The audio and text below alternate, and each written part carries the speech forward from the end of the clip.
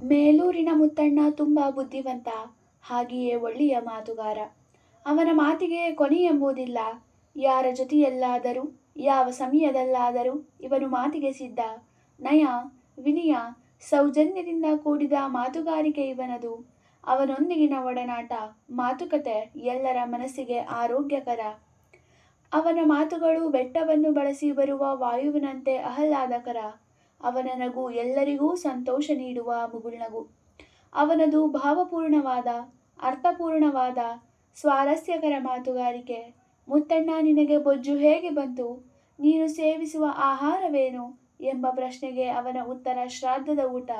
ಮರಣ ಹೊಂದಿದವರನ್ನು ಸ್ವರ್ಗಕ್ಕೆ ಕಳುಹಿಸಲು ನನಗೆ ಇರುವಂತಹ ಈ ಬಾಹುಬಲ ಈ ಊರಿನಲ್ಲಿ ಬೇರೆ ಯಾರಿಗಿದೆ? ಸಂಸ್ಕಾರ ಕಾರ್ಯ ಮತ್ತು ಶ್ರಾದ್ದವನ್ನು ನಿಷ್ಠೆಯಿಂದ ಕ್ರಮತಪ್ಪದಂತೆ ಮಾಡಬೇಕು. ಹಾಗಾಗಿ 3 ದಿನಕ್ಕೊಮ್ಮೆಯಾದರೂ ನನಗೆ ಶ್ರಾದ್ದದ ನಿಮಂತ್ರಣ ಬರುತ್ತದೆ. ಶ್ರಾದ್ದ ಕಾರ್ಯದಲ್ಲಿ ನಾನು ಪಿತೃಸ್ಥಾನದಲ್ಲಿ ಕೂರುತ್ತೇನೆ. ಬ್ರಾಹ್ಮಣ ಸಮಾಜದಲ್ಲಿ ಶ್ರಾದ್ದ ಒಂದು ಪ್ರಮುಖವಾದ ಕಾರ್ಯ. ಶ್ರಾದ್ದವಿಲ್ಲದಿದ್ದರೆ ಬ್ರಾಹ್ಮಣ ಉಳಿಯಲಾರದು. ಹಾಗೆಯೇ ಅನೇಕ ಮಂದಿ ಬಡ ಬ್ರಾಹ್ಮಣರ ಸಂಸಾರವೂ ಸಾಗದು ಎಂದು ಬಿಡಿ ಮಣ್ಣನ್ನು ಹದಗೊಳಿಸುತ್ತಾ ನಗುತ್ತಾನೆ. ಈ ಹದಗೊಳಿಸುವ ಕಾರ್ಯದಲ್ಲಿ ಅವನಿಗೆ ಅವನೇ ಸಾಟಿ. ಇವನು ತರುವ ನಾಮಕ್ಕೆ ಬಳಸುವ ಶ್ರೀಚೂರ್ಣ ಕೊಕ್ಕರಿಯ ಗರಿಗಿಂತ ಬಿಳುಪಾಗಿರುತ್ತದೆ. ಧರಿಸುವವರ ಮುಖದಲ್ಲಿ ಇದು ಶೋಭೆ ತರುತ್ತದೆ. ಮುತ್ತಣ್ಣನ ತಂದೆ ಯತಿರಾಯರು ಇವನಿಗೆ ಸಾಕಷ್ಟು ಆಸ್ತಿಯನ್ನು ಗಳಿಸಿಟ್ಟಿದ್ದಾರೆ. ಮುತ್ತಣ್ಣನಿಗೂ ಸರಳವಾದ ಆದರೆ ಘನವಾದ ವ್ಯಕ್ತಿತ್ವವುಳ್ಳ ಒಬ್ಬ ಮುಸಲ್ಮಾನನಿಗೂ ಬಲು ಸ್ನೇಹ. ಮುತ್ತಣ್ಣ ಮಾರುವ ಶ್ರೀಚೂರ್ಣ, ವಿಭೂತಿ ಉಂಡೆಗಳನ್ನಿಡಲು ಈ ಮುಸಲ್ಮಾನ ಸ್ನೇಹಿತ ಕೊಟ್ಟ ಬುಟ್ಟಿಯೇ ಬೇಕು. ಆದರೆ ಯಾವುದನ್ನೂ ಮುತ್ತಣ್ಣ ಉಚಿತವಾಗಿ ಪಡೆಯಲಾರ. ಯಾ ಅಲ್ಲ, ಏ ಸ್ವಾಮಿ ಎಂದು ಕೂಗುತ್ತಾ ಬರುವ ಈತ ಉಡಿದಾರ, ಶ್ರೀಚೂರ್ಣ, ವಿಭೂತಿ ಉಂಡೆ ಎಲ್ಲವನ್ನೂ ತರುತ್ತಾನೆ.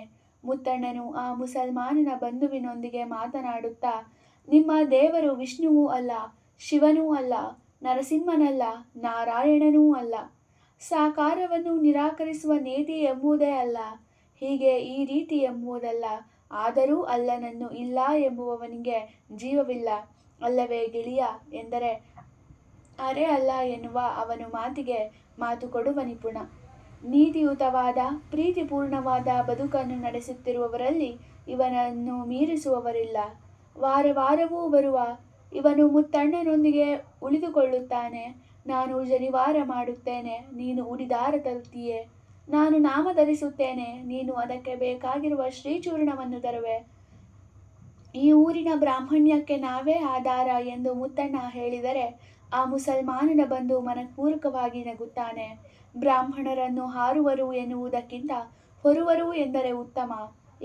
ಏಕೆಂದರೆ ಇವರು ಬಹಳಷ್ಟು ಆಚಾರ ವಿಚಾರಗಳನ್ನು ದಿನನಿತ್ಯದ ಬದುಕಿನಲ್ಲಿ ಅಳವಡಿಸಿಕೊಂಡವರು. ಈ ರೀತಿಯ ಹೊರೆಯ ಭಾರ ನಮಗಿಲ್ಲ ಎನ್ನುತ್ತಾನೆ ಆ ಮುಸಲ್ಮಾನನ ಬಂಧು.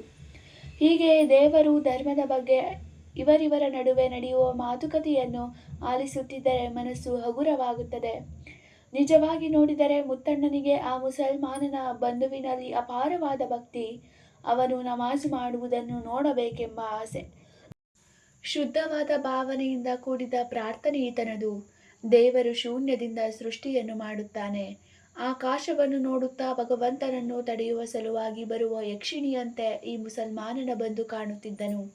ದೇವರು ಎಂಬ ಭಾವದ ಒಳಗೆ ಈ ಮುಸಲ್ಮಾನನ ಬಂಧು ಮರಳಿನ ಕಡದಂತೆ ಕಾಣುತ್ತಾನೆ.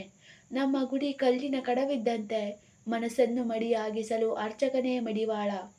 ಪೂಜಾರಿ ದಕ್ಷಿಣೆಯ ನಿರೀಕ್ಷೆಯಲ್ಲಿರುತ್ತಾನೆ. ಇವನು ಮಾಡುವುದು ಪ್ರೀತಿ ಭಕ್ತಿಗಳಿಂದ ಕೂಡಿದ ಪ್ರಾರ್ಥನೆ. ಹೀಗೆ ನಮ್ಮಿಬ್ಬರ ನಡುವೆ ಮಾತು ಹಾಗೂ ಭಾವಗಳ ವಿನಿಮಯವಿದೆ ಎಂದು ಹೇಳುತ್ತಾನೆ ಮುತ್ತಣ್ಣ. ಆ ಮುಸಲ್ಮಾನನ ಬಂಧುವಿಗೆ ದಿಕ್ಕುಗಳಲ್ಲಿ ಭೇದವಿಲ್ಲ. ಆಸ್ತಿಕ ನಾಸ್ತಿಕ ಎಂಬ ಭೇದವಿಲ್ಲ. ಆಸ್ತಿಕ್ಯವನ್ನು ಮೀರಿದ ನಾಸ್ತಿಕ್ಯ ಇವನದು. ಮುತ್ತಣ್ಣನಿಗೆ ಮತ್ತೊಬ್ಬ ಬುದ್ಧಿವಂತನಾದ ದೊರೆಸ್ವಾಮಿ ಬಹಳ ಒಳ್ಳೆಯ ಸ್ನೇಹಿತ. ಈ ದೊರೆಸ್ವಾಮಿಗೆ ತಿಳಿಯದ ವಿಷಯವೇ ಇಲ್ಲ.